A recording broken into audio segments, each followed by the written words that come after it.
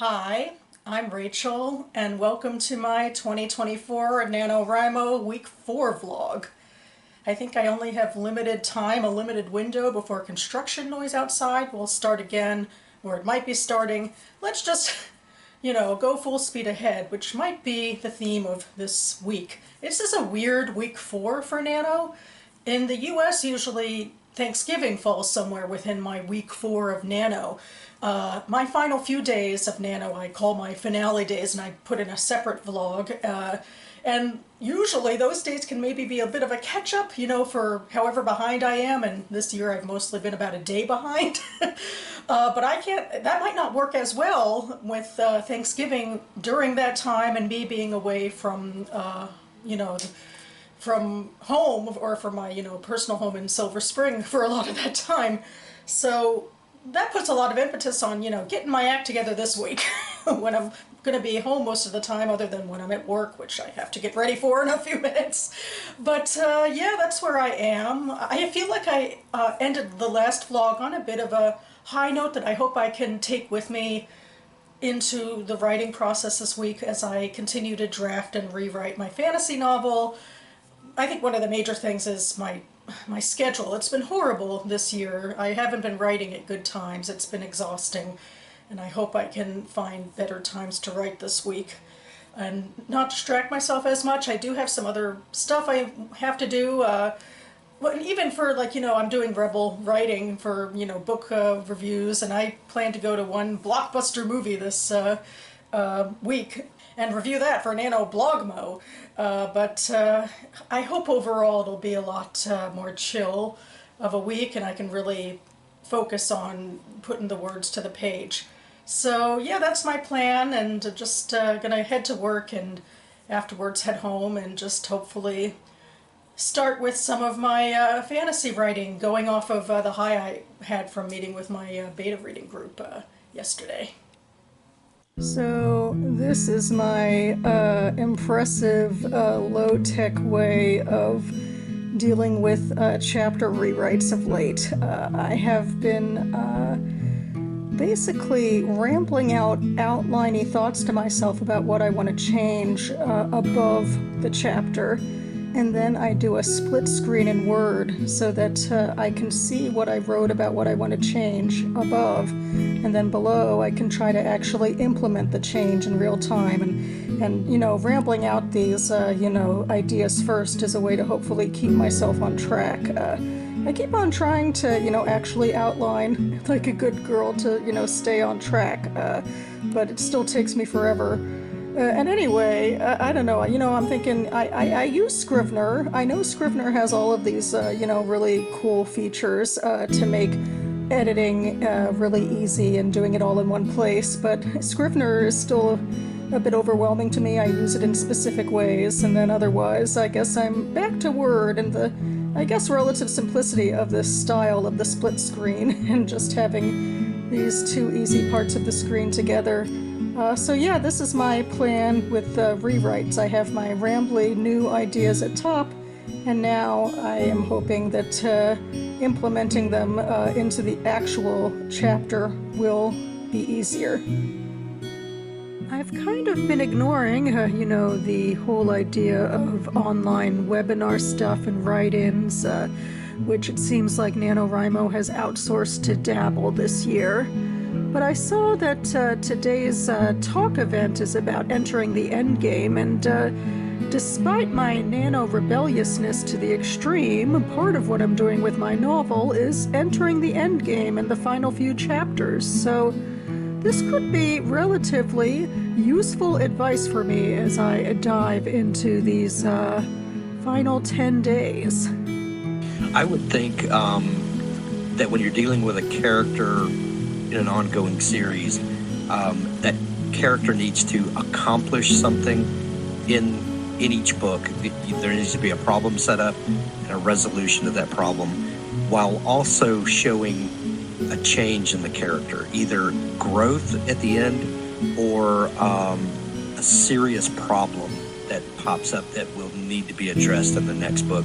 And if you're writing the only person that I can think of that that gets away with not doing this would be Lee Child in writing Jack Reacher, because Reacher never changes, and he's just Reacher in every book.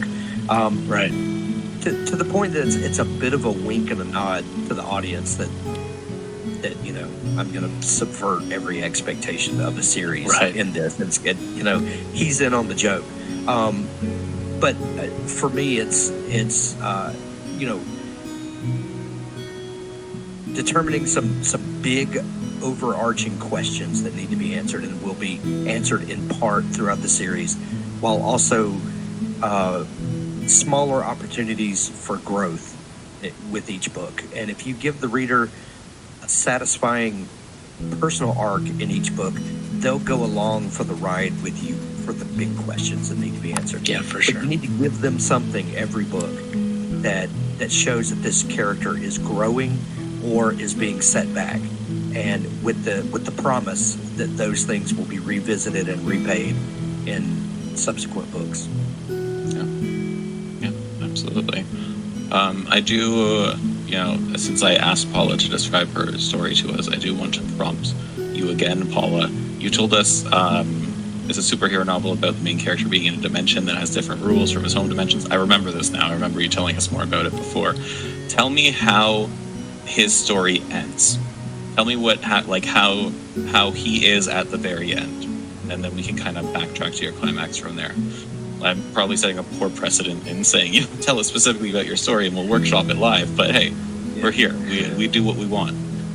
Well, and this question about going to different books and endings and stuff, it not quite, but kind of goes into one of the questions about the satisfying endings or the twist endings. This isn't technically a twist ending, but if your ending resolves the question of your first book, but then presents a very different question for the second one, it could be considered a twist. And one of the good examples of this is the Mistborn series by Brandon Sanderson, where the end of the Final Empire, there's a twist in that ending that completely throws everything that we know about the world and the characters on its head and sets it up in a brand new light. And then the second book works to break that down and figure out why that is the way it is. And then he does the same thing in the second book. I remember not wanting to read those books because I didn't want to read a heist story.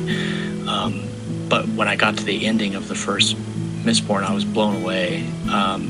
Because the twist was great. It was set up through the entire book. There was no easy button. It was inevitable, and when it happened, I was like, that is amazing. And I put off reading the second book because I couldn't believe that he could do it twice.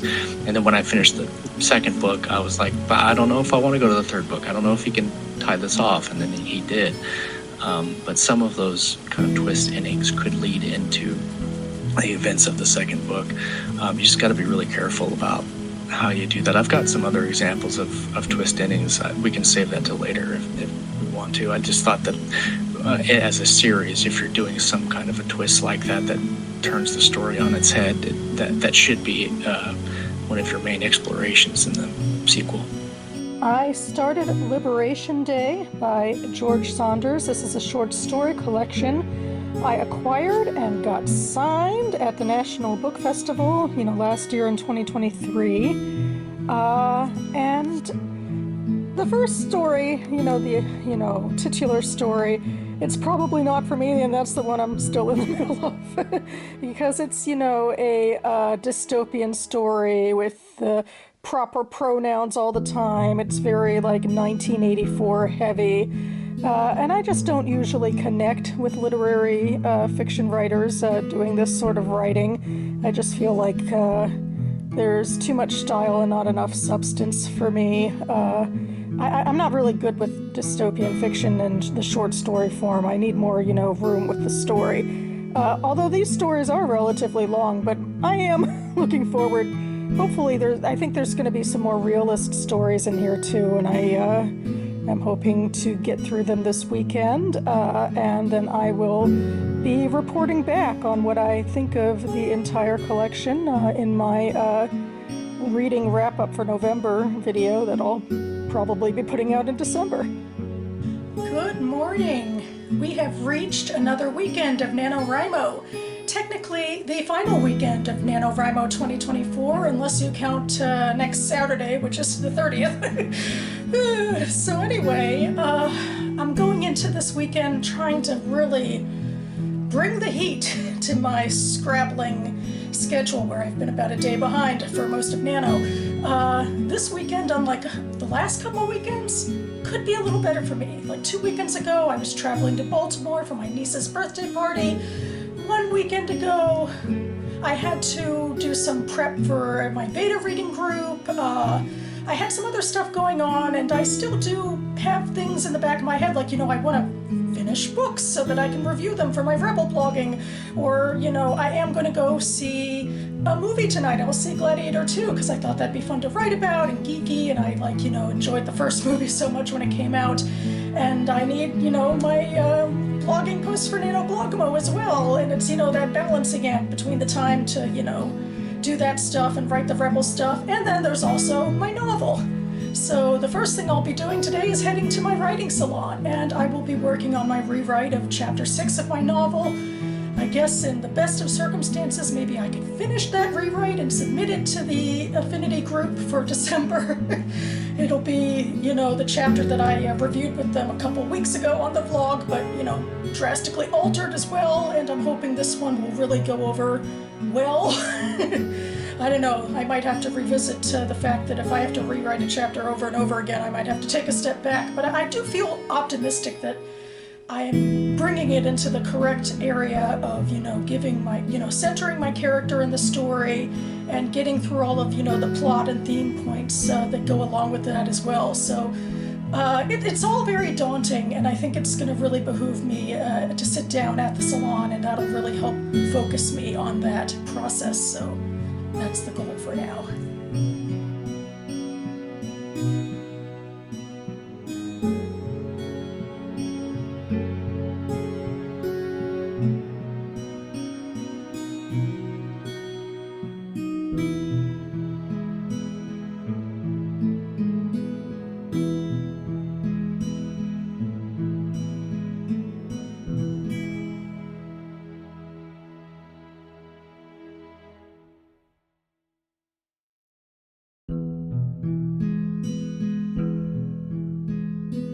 I am hiding from everyone in the kind of badly lit back room of the salon. It gets so dark now, but anyway, this is the new 5-year tote of the DC Writers Salon. This is just so cool. This is our logo, and this is, our, I guess that's also our logo. It's our saying. It's a great one.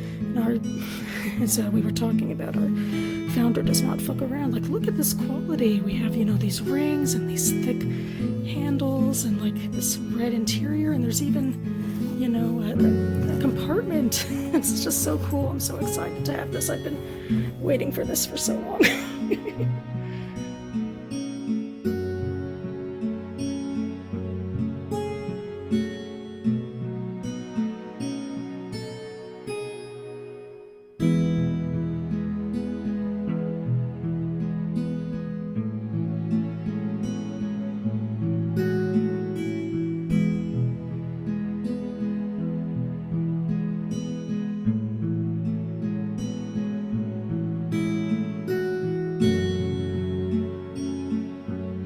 Just finished Cottage.com by Nathan Eglander.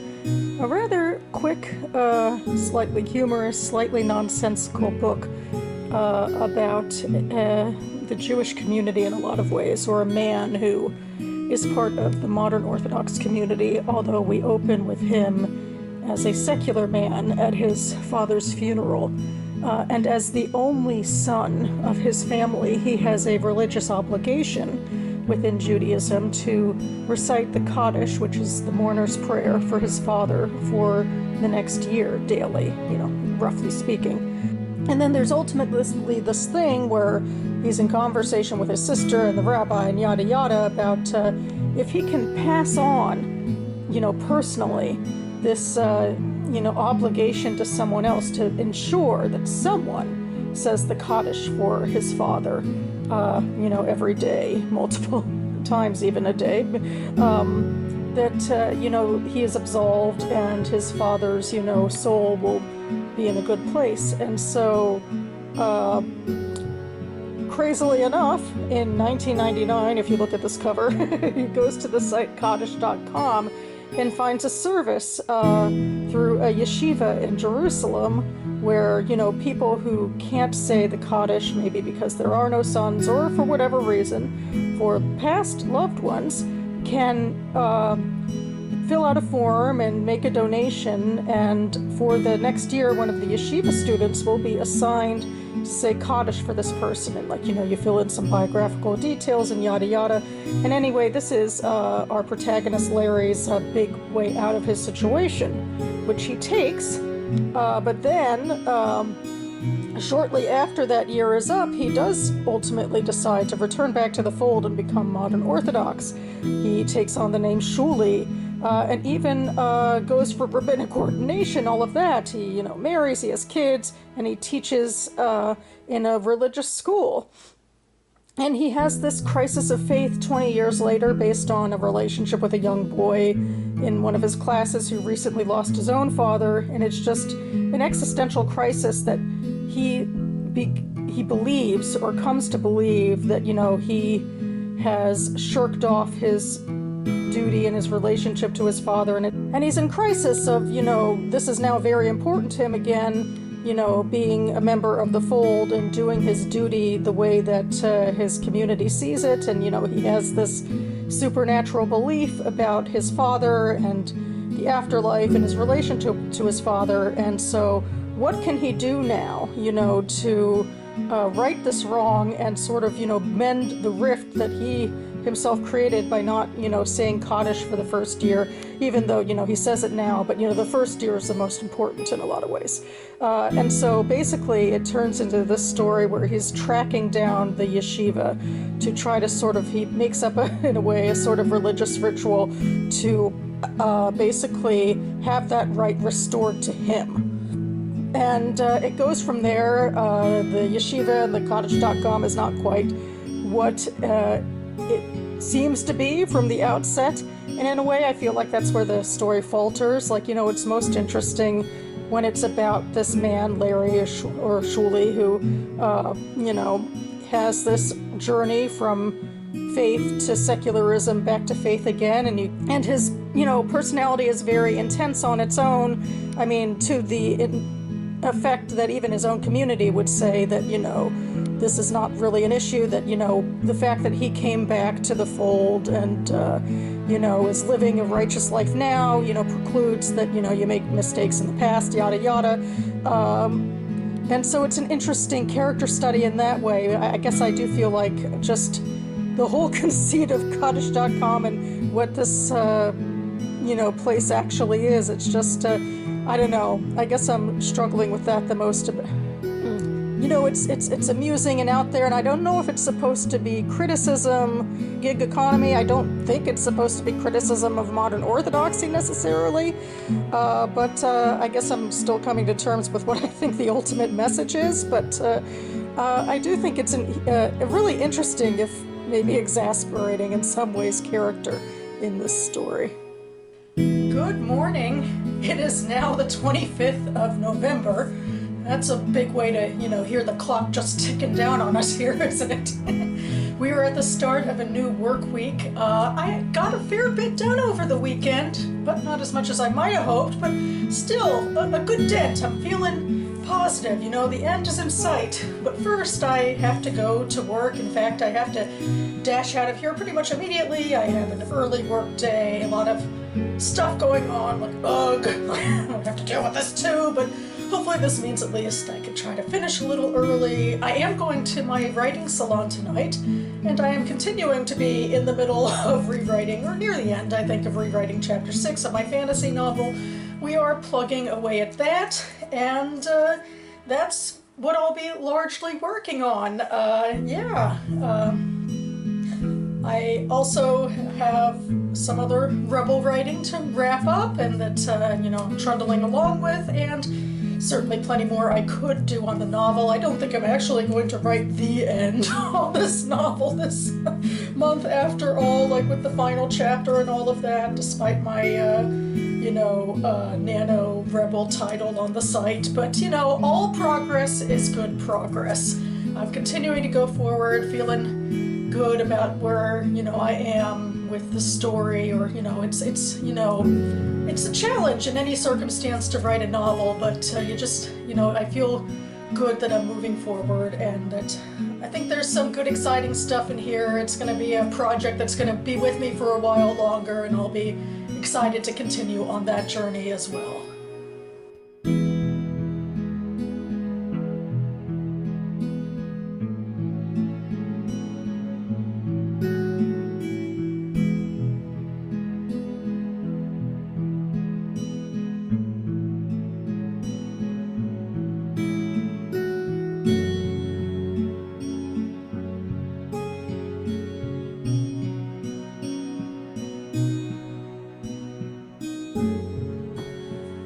I am back here on the couch where I ended last week's vlog, and I guess I'm ending this week's vlog as well. I also just finally finished, my rewrite of chapter 6 of my novel. I think I'm going to have to tweak it a little, but the general gist of it is in place, and that's very exciting. I was talking in my salon last night with a group of people about my process and how I saw maybe my big problem is I have so much world building that it can be overwhelming, and like in my last write of this chapter, I was focusing on this set of world building, but it was kind of tangential to my main character, versus the world building I'm focusing on now is stuff she can react to a lot better. That's my hope. She's certainly, the stuff happening now in this rewrite, she's much more centered in her and driving the action more herself. Actually, I've actually changed something kind of significant in the novel about her taking more agency over this particular decision that'll have very long-lasting consequences in the book. So I guess that's pretty good. I was even talking to someone in my session last night who had given me some feedback that really helped, I think, propel this forward, and I think he seemed to be on board with what I was saying. So I hope he'll like my next iteration of this chapter, because he'll probably be reading it when I submit it to our group again. The deadline for that submission is the 30th, just like so much else this month. But now I have reached the end of week 4, basically. There's only a few days left of Nano. I'll have a finale vlog, which will hopefully end in good news. It's a really weird time. Like tomorrow after work, I am heading home to my parents' house for Thanksgiving, for a very late Thanksgiving this year, and I'll try to be writing around that, of course, and I'll be returning back here Friday, hopefully Friday, and not Saturday the 30th, but that'll be the crunch time and the deadline, and we'll see what we can get done here. And so thank you for, continuing to go on this journey with me, and congratulations to everyone who has finished their 50K for this NaNoWriMo. That's great work. But for the rest of us, we still have some time to really, push through. And remember, the big, I think, thing about Nano is, if you write anything, that's, you're a winner. You should at least give yourself a pat on the back. Always to write something is better than facing the blank page. This has been kind of a crazy journey for me, lots of editing and rewriting and rethinking rather than straight drafting, but there's also been some great Rebel work that I've done, blog posts and reviews that I've been pretty proud of, so in that way I'm going to take the optimism with me into the finale week, and gonna go hit those 50K. And happy Thanksgiving and happy end of November to everyone. Keep writing.